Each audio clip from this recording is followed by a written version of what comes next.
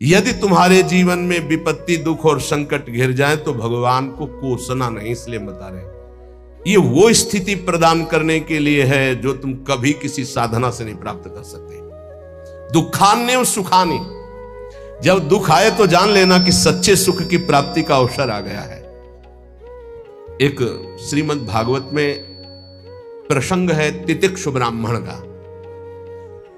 उसने कभी भी धर्म नहीं किया था, जीवन भर धन कमाया, परिवार का खूब विस्तार था, कंजूस स्वभाव का था, खूब पैसा एकत्रित करता, परिवार को भी नहीं सुख सुविधाएं देता, ना स्वयं लेता। जब हम धर्म नहीं करते हैं तो एकत्रित किया हुआ धन विविध प्रकार से नष्ट हो जाता है। इसलिए बुद्धिमान वही है जो अपने धन का सदुपयोग कर ले। जमा करना केवल उसका लक्ष्य नहीं, उसका सदुपयोग होना। धन्य है जिन्होंने धन का सदुपयोग कर लिया। उसने सदुपयोग भी नहीं किया, ना तो शरीर में, ना देवी संपदा की प्राप्ति में, ना किसी धर्म में। अचानक आग लग गई, धन नष्ट हो गया। परिवार वाले वैसे ही घृणा करते थे क्योंकि सुख सुविधा साफ छोड़ दिए, उसे निकाल दिए घर से। संपत्ति का नाश, कोई मित्र नहीं, कोई व्यवहारी नहीं। बड़ी अद्भुत घटना श्री कृष्णचंद्र जी उद्धव जी को सुना रहे। अब उसके मन में आया कि अरे पूरा जीवन जिस परिवार के लिए कोई मेरा नहीं, जो धन कमाया वो तो भस्म हो गया, अब क्या? शरीर तो वृद्ध है, अब क्या? तो हाथ उठाया और कहा, हे भगवान, अगर मेरी आयु अब कुछ भी है तो आज से मैं संकल्प लेता हूं मेरा जीवन आपके लिए। और इतना बड़ा महात्मा हुआ कि भगवान उसका यश गा रहे, पर देख लो उसके लोग उसको थूकते, पीटते, मारते, उसको सह करके वो ऐसा ब्रह्म ऋषि बना कि भागवत में उसकी चर्चा है। दुख भगवान की प्राप्ति निश्चित करा देता है यदि आप उबे ना तो। श्री स्वामी ओंकारानंद सरस्वती जी महाराज कह रहे थे, मेरे अंदर कोई भजन की कभी वृत्ति नहीं थी। मैं एक कपड़े का व्यापारी, नई अवस्था, आसपास कपड़े की दुकान थी, मेरी दुकान ज्यादा चलती थी।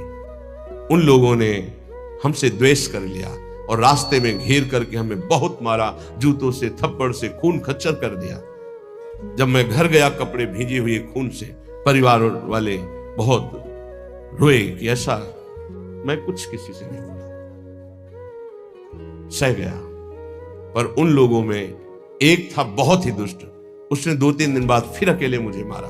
तब मेरे दिमाग में आया कि कब तक पीटता रहूंगा, अब इसको मैं मारूंगा। तो व्यापारी था ही, मैंने करोली खरीदी, उन्हीं के बिल्कुल यथावत शब्द, करोली खरीदी, और रास्ते में जहां मुझे पीटा था वहीं खड़ा हो गया। अब वो तो पीटने वाले थे, उनको डर तो था नहीं, उनको पता नहीं था कि मैं किस भाव में खड़ा हूं। जे भी हुआ है मैं दौड़ पड़ा, मार करोली, उनको मार डाला, उसको मार डाला, और मार करके मैं कोतवाली पहुंचा और वहां आत्मसमर्पण कर दिया बिना किसी गवाही के। मेरी ही गवाही में मुझे तन्हाई की सजा दी गई। जब तक न्याय ना होगा तब तक तन्हाई की सजा। और उसमें था कि आसपास कीलें लगी थी, बस केवल खड़े हो सकते हो, बैठ सकते हो, ना इधर ना इधर, बिल्कुल सीधा। जब वहां पहुंचा तब सोचा कि अरे ब्राह्मण के घर जन्म मिला और ये जीवन ऐसे कटेगा, ये तो भारी पाप हो गया हमसे। बस हाथ उठाया उसी तन्हाई में और कहा, एक बार मुझे अवसर दिया जाए, हे परमात्मा, हे परमेश्वर, मैं आजीवन आपका भजन करूंगा। ब्याह हुआ नहीं था, अब निकलने का कोई साधन नहीं। कुछ दिन तन्हाई के बाद जब बाहर उनको बैठाला गया, उन्होंने संकल्प किया, न पानी पीऊंगा, न भोजन पीऊंगा, प्राण त्याग दूंगा। अगर जीवित रहा और मुझे मुक्त अवस्था मिल गई तो मैं आजीवन संन्यास लेकर भगवान का भजन करूंगा। ऑफिसर आते, डंडे से मारते, थप्पड़ मारते, लातों से मारते, पर ना मैं बोलता, ना मैं पानी पीता, ना भोजन करता। दृढ़ संकल्प। अब ये चर्चा का विषय बन गया तो बोले बड़े अधिकारी कोई थे, वो आए और कहा हम एकांत में इससे बात करेंगे। तो हमसे कहा कि बोलो, क्या बात है? क्या तुम निर्दोष हो? तुम्हें फंसाया गया है? तुम स्पष्ट बता दो, मैं तुम्हें वचन देता हूं कि मैं तुम्हारा सहयोग करूंगा। मुझे लगा कि भगवान मेरा सहयोग करने आए। मैंने आंख उठाई और कहा, श्रीमान, आप जो भी है मुझे पता नहीं, पर मैं आपसे प्रार्थना करता हूं कि अगर मुझे छूट दे दी जाए तो मैं आजीवन संन्यास लेकर भजन करना। बोले पक्का? बोले हाँ। बोले आपकी रिपोर्ट में तो आपने ही कहा है मैंने कत्ल किया है, अब आपको एक सत्य के लिए झूठ बोलना पड़ेगा, मैं आपको बचा लूंगा। आपको बोलना पड़ेगा दबाव में मुझसे कहलाया गया, मैंने कुछ नहीं किया।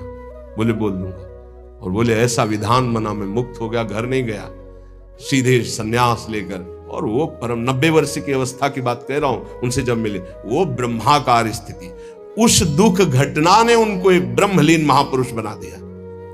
दुखान्य व सुखाने, दुख परम सुख प्रदान करने वाला पक्का।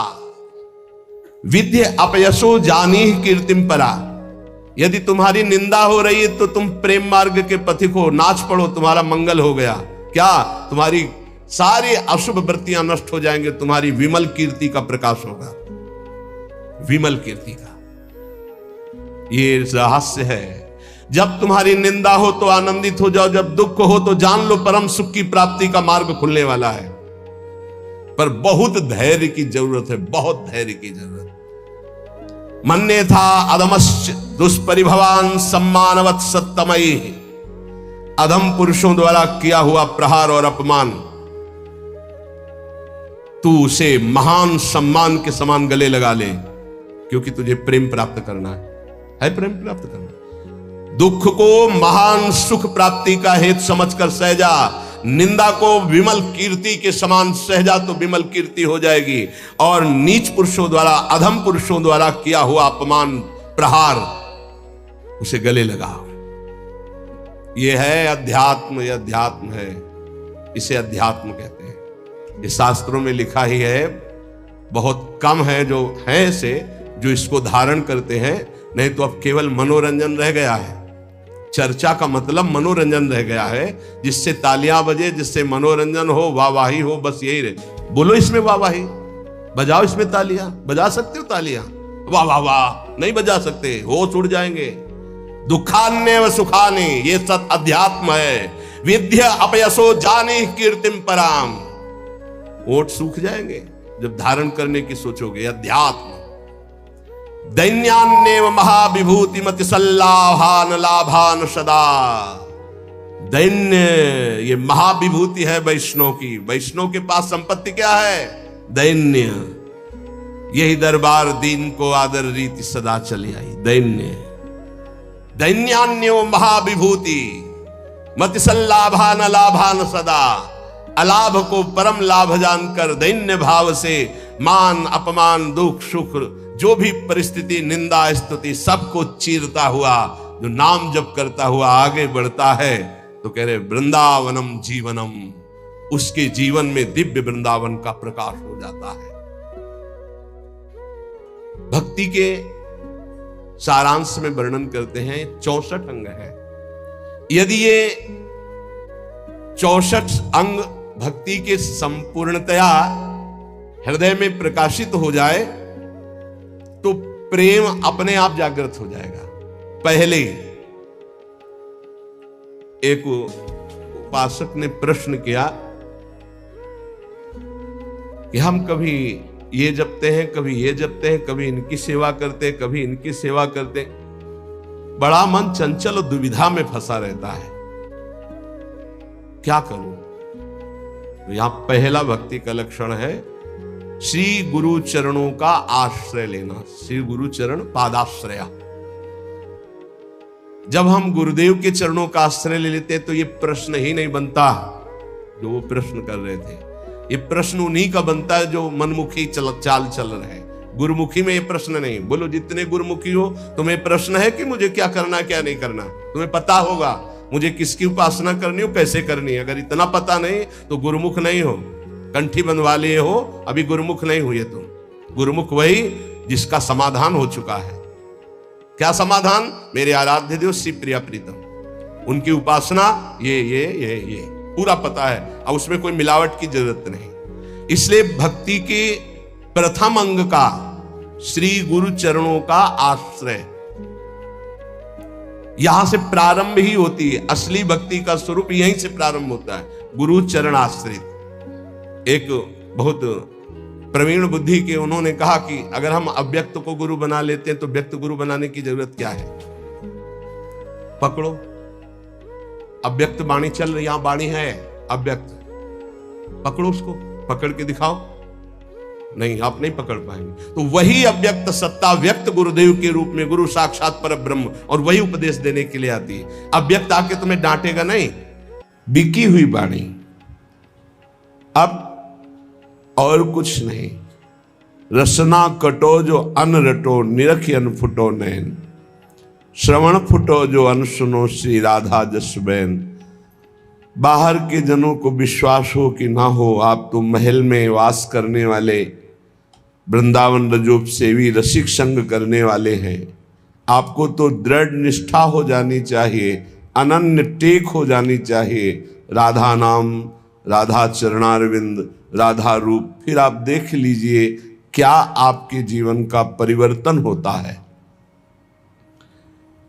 श्री ललित किशोरी जी कह रहे हैं, नैनन राधा, मेरे नेत्रों में राधा, बैनन राधा, मेरी वाणी में राधा, सैनन राधा, केवल इशारे राधा किशोरी के ही देखते हैं।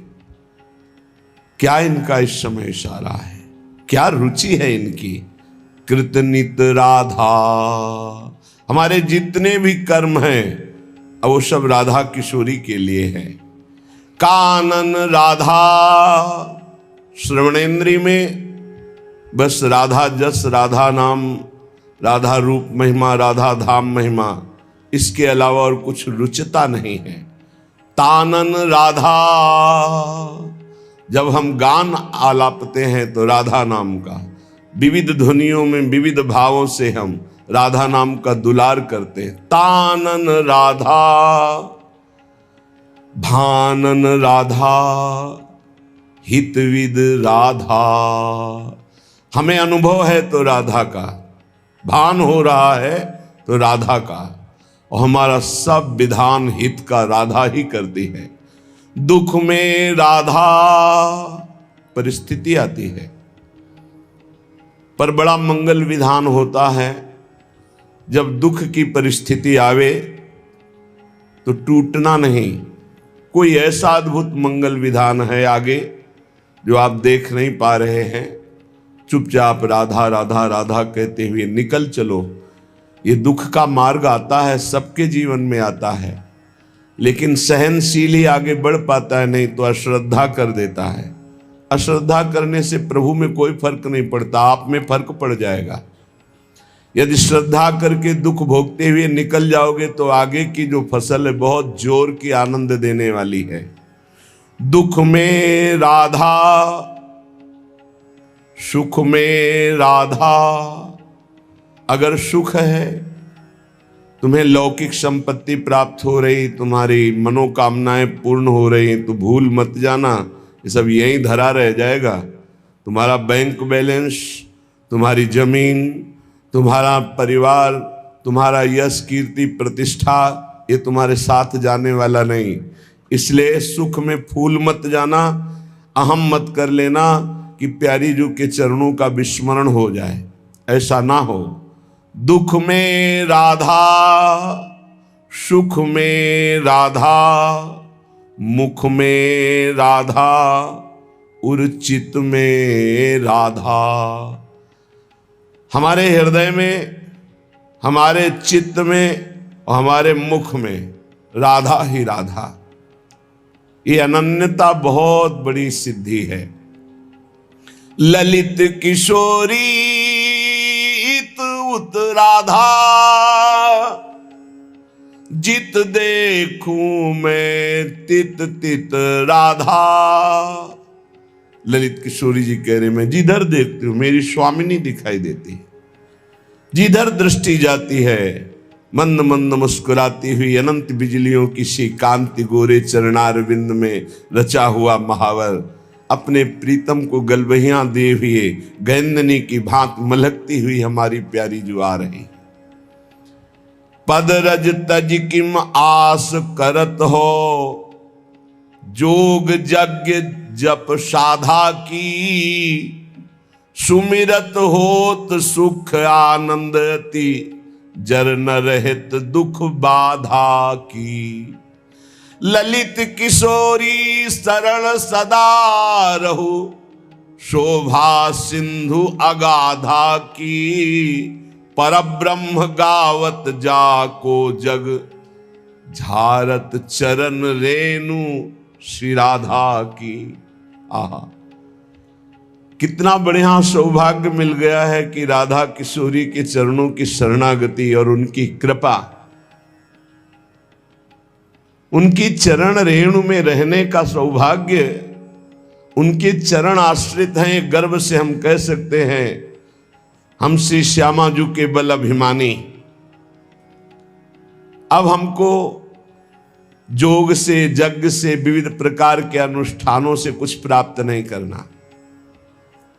मुख में राधा और चित्त में राधा, राधा राधा राधा, इसी से सब हो जाएगा। हे अज्ञानी जीव, जिनका धर्म में प्रवेश नहीं है तो वैदिक सिद्धांतों की बात क्या, जहां वेद भी नेति नेति कहते हैं, उस प्रेम की बात क्या जानेंगे। और प्रेम समुद्र का सार श्री राधा किशोरी को क्या जानेंगे। जब तक श्री जी की निज परिकर का संग नहीं, तब तक ये रंग नहीं समझ में आएगा। सुमिरत होत सुख आनंद अति, जर न रहित दुख बाधा की। जो सदैव राधा राधा राधा ऐसा सुमिरन करते हैं, एक दिन अद्भुत आनंद और दुख की जड़ ही खत्म हो जाती है। आवागमन जिस अविद्या के कारण, जिस अहंकार के कारण होता है, स्वामिनी जी की कृपा से वो नष्ट हो जाता है। ललित किशोरी शरण सदा रहो, शोभा सिंधु अगाधा की। परब्रह्म गावत जाको जग, झारत चरण रेणु राधा की। परब्रह्म परमात्मा भगवान श्री कृष्ण, हमारी प्यारी जो यहां से पधारेंगी तो सोहनी करते हैं, पुष्पों के पावड़े डालते हैं, जिनकी चरण रेणु झारते हैं स्वयं परब्रह्म परमात्मा, जिनका नाम जपते हैं, जस गाते हैं, उन राधा की जो शरण में है और राधा नाम गाते हैं, अपार आनंद की प्राप्ति। दुख का जड़, दुख की जड़ क्या है? अविद्या, देहाभिमान, अज्ञान, इसी का नाश हो जाता है। दुख नाम की चीज नहीं रह जाती। विश्वास कीजिए, जिस समय हृदय राधा कृपा कटाक्ष से भर जाता है। इसलिए उपासक को सदैव नाम जप करते हुए प्यारी जू प्यारे जू की शरण में रहना चाहिए। ले ही ना जुगल नाम, जाने नहीं श्यामा श्याम। काम के गुलाम उठ भोर ही ते पाए परे। संतन को संग नाही, को रस रंग नाही। ही में उमंग नाही, वृंदावन कुंज डरे। कबहू न जाए चली देखिबे को रूपवर। भौंक वोई करे नित कूकर से पौर रे। ललित किशोरी प्रिय प्रसाद हो न पावे जे। राम करे सारे ऐसे सपने न दृष्टि परे। ललित किशोरी जी कहते हैं, जिनकी जिह्वा पे जुगल नाम नहीं है, जो श्यामा श्याम का परिचय नहीं जानते हैं, एक मन बुद्धि इनकी बात है। माया प्रकृति काम क्रोध लोभ मोह मद मत्सर भोग वासना सब, एक शब्द में सब कह दिया। बोले ये सुबह से लेकर शाम तक कामनाओं में दौड़ते रहते हैं, भोग वासनाओं की सुख बुद्धि रख करके दौड़ते रहते हैं। ऐसे लोग हमारी कभी दृष्टि में न पड़े। हे प्रभु, जो आपका नाम जप नहीं करते, आपसे संबंध नहीं रखते, आपका परिचय नहीं जानते। संतन को संग नाही, को रस रंग नाही। जो संतों का संग नहीं करते, जिनमें किसी भी प्रकार का भाव भक्ति नहीं है, न दास्य है, न सख्य है, न वात्सल्य है, न कांता है, न सहचरी भाव है। ही में उमंग नाही, वृंदावन कुंज डरे। हृदय में उनके उमंग नहीं कि चलो वृंदावन चलते, रजरानी में लोट लगाएंगे, परिक्रमा देंगे, सत्संग सुनेंगे, नाम कीर्तन नाम जप करके जीवन कृतार्थ करेंगे। कब हूं न जाए चली देखिबे को रूपवर, कभी पैरों से चल करे नहीं, चलो राधा रमण जी के दर्शन करते हैं, राधा वल्लभ जी के, बाके बिहारी जी के। भौंक वो ही करे नित कूकर से पौर, अरे बस व्यर्थ की बातें बोलते रहते हैं।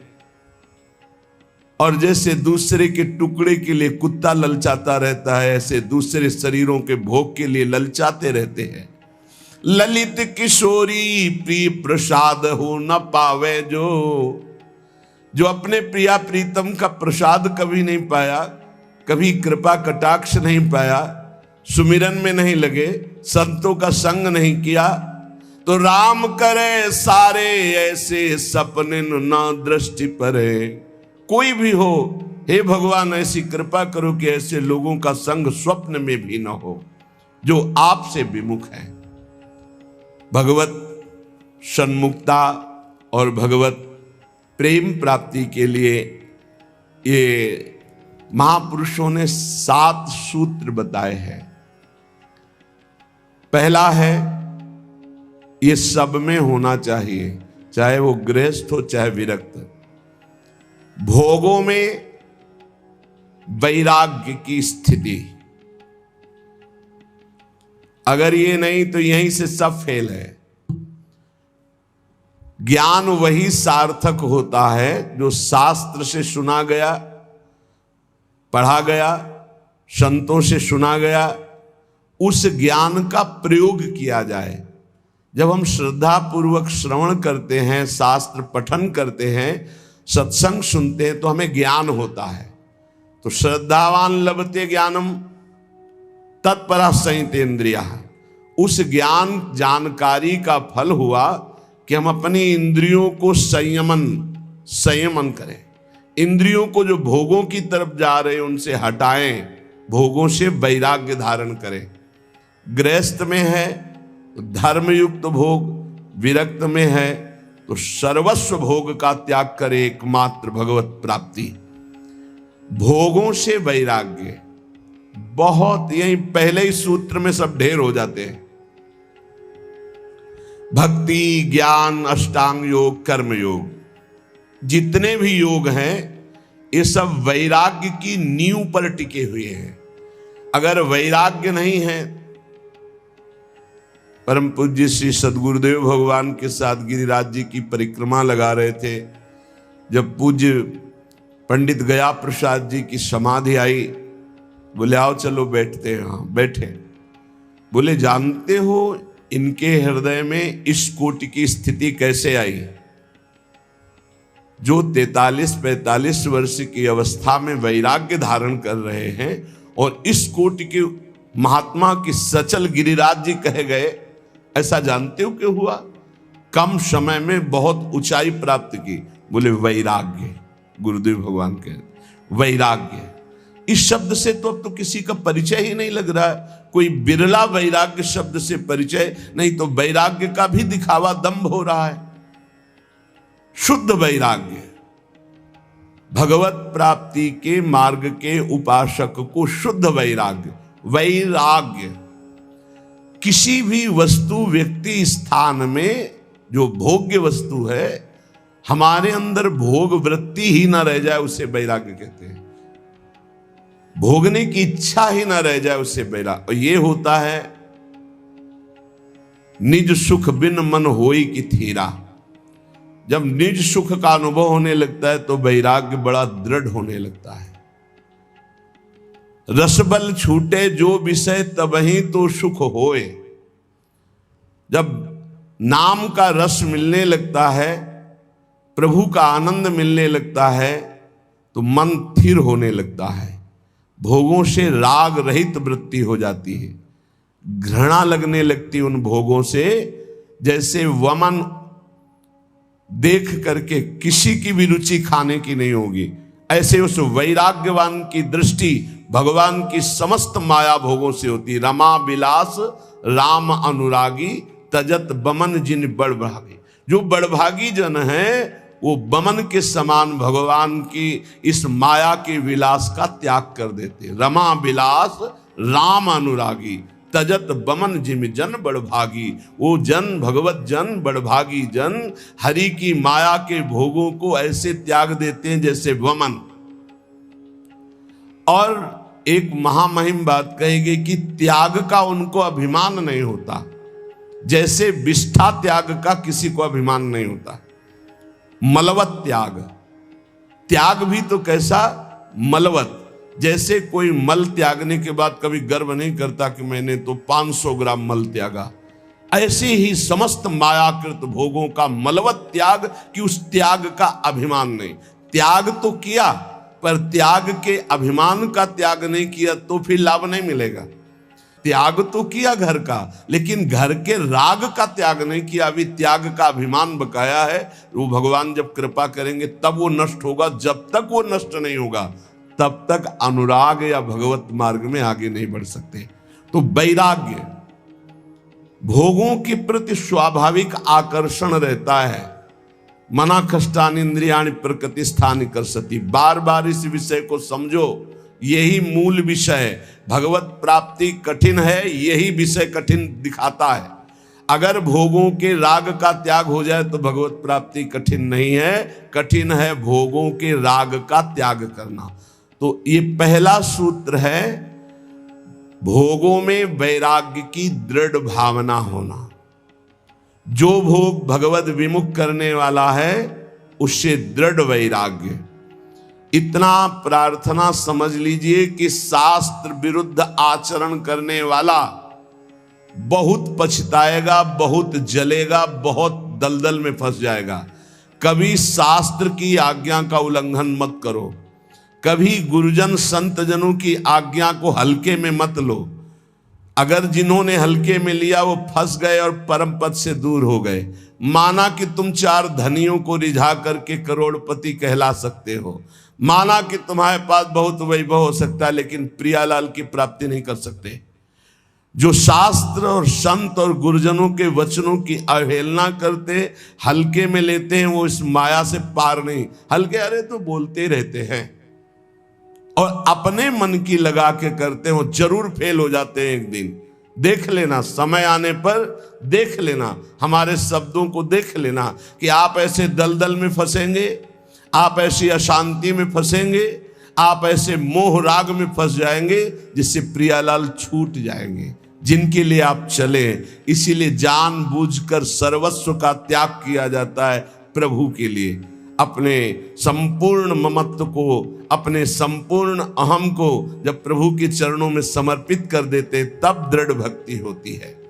इसलिए भोगों में दृढ़ वैराग्य की भावना ये नींव है परमार्थ की। और यही पहली सीढ़ी से लाखों फिसल जाते हैं, फिर बैलेंस बना के चलते हैं।